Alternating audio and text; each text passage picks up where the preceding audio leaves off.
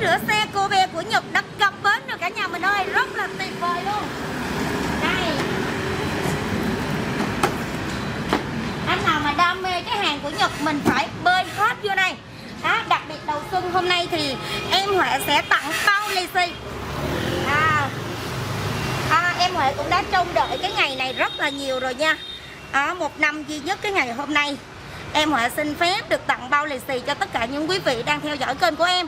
Khi mà mình đặt mua cái con rửa xe nè, nhớ phải đọc đúng cái mã nha. Con này là con Kobe nè, Eco nè, 2400W của Nhật. Ở từ trước đến giờ cái giá của nó là 1.900.000. Nhưng hôm nay đầu xuân em Huệ sẽ tặng cho mình một cái bao lì xì. Em khui ra luôn cả nhà mình ơi, khui ra luôn. Wow, quá tuyệt vời.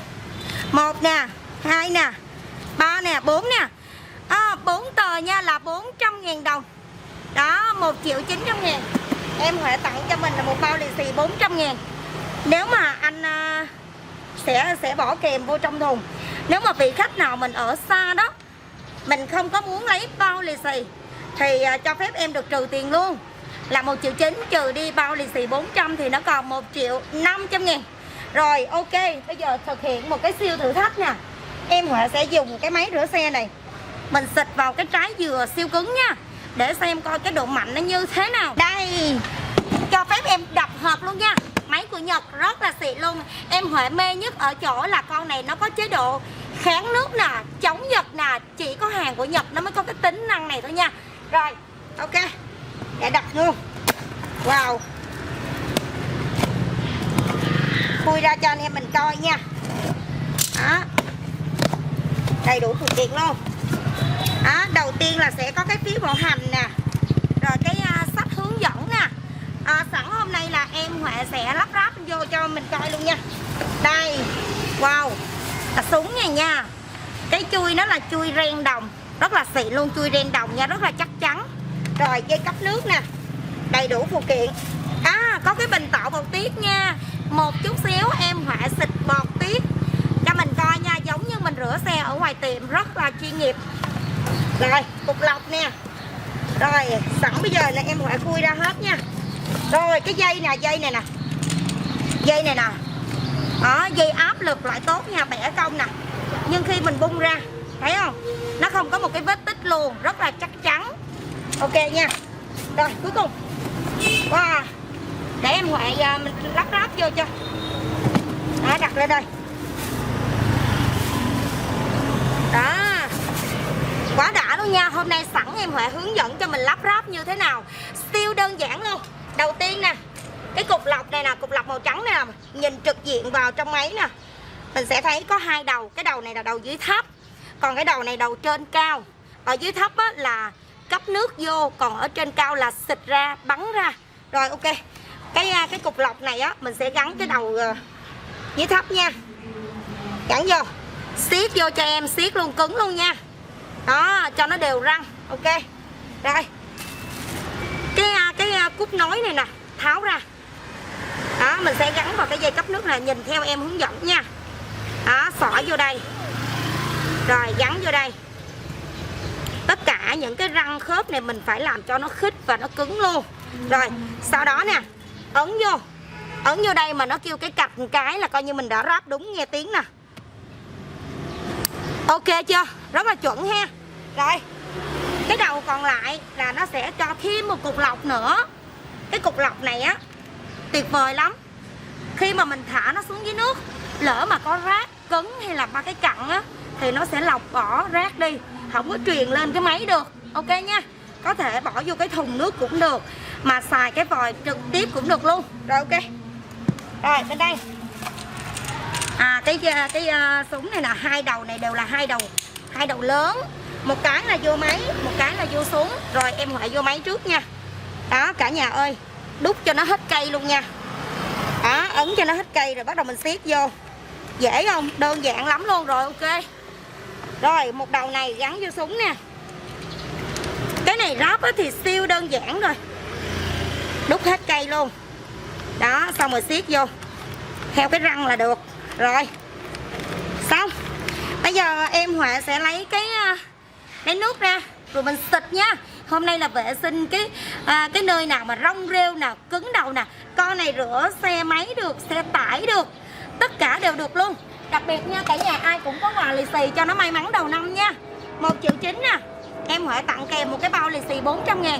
Ai mà không lấy lì xì thì cứ trừ tiền đi, còn 1.500.000. Ok, rồi thôi bây giờ em Huệ xịt thử nha. Rồi bật máy lên, bóp cò nha, đem xịt xuống dưới đất nè. Wow, rất là căng tia luôn nha. Rồi bây giờ em Huệ sẽ thử cái trái dừa coi. Ây da, cái trái dừa rất là cứng luôn. Xịt thử cho cả nhà mình coi nha. Đó, nhìn vô cái thân dừa nè.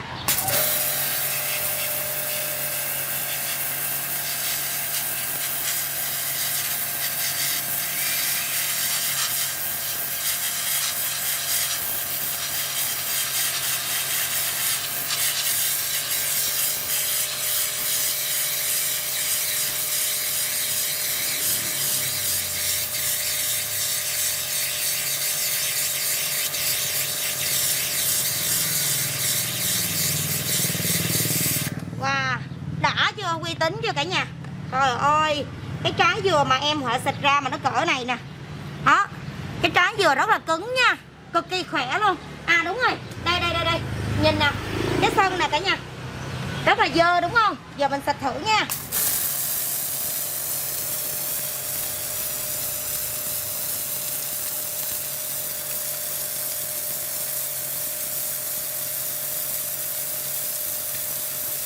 Đó, trắng sáng luôn, vệ sinh cái sân rất là sạch sẽ nha, ok chưa? Đó, rong rêu bám bẩn nè.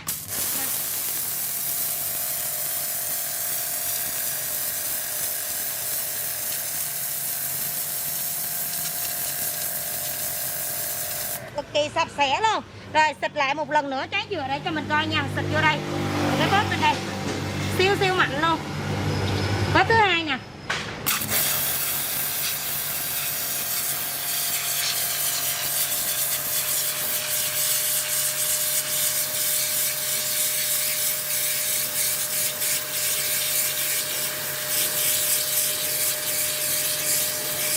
Trời ơi, đã chưa, uy tín chưa?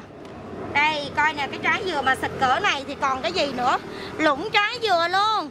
Rất là đã luôn nha, bởi vì mình vệ sinh sân nhà này kia là thoải mái luôn. Đó, mà máy có rất là nhiều chế độ luôn. Ví dụ cái đầu súng này mình có thể điều chỉnh, điều tiết được nha.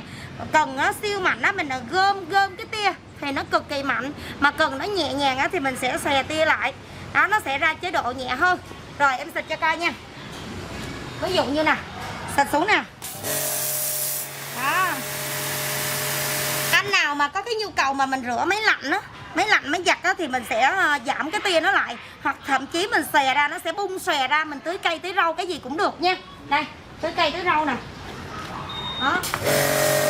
Trời ơi cả nhà ơi, cái tia này nó rất là đều tia luôn, cực kỳ đều tia luôn nha. Phun sương ra, xòe ra. Rồi ok chưa cả nhà mình? Đó, máy của Nhật thì cực kỳ là xài êm rồi. Đặc biệt con này là kháng nước được là chống giật được là siêu an toàn luôn, tiết kiệm nước nha. Rồi nguyên trọn bộ em Hoài nói rồi, 1.900.000 được tặng một bao lì xì 400.000 cho ngày đầu xuân.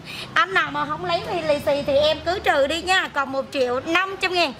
Chế độ bảo hành 1 năm, mà đặc biệt anh này nha, ruột đồng 100% luôn. Rồi cả nhà mình ơi, nhanh chóng nha, chỉ có ngày còn trong tháng Giêng thì còn được tặng lì xì, mà hết tháng Giêng thì nó quay về cái giá cũ nha. Rồi em Huệ xin chào.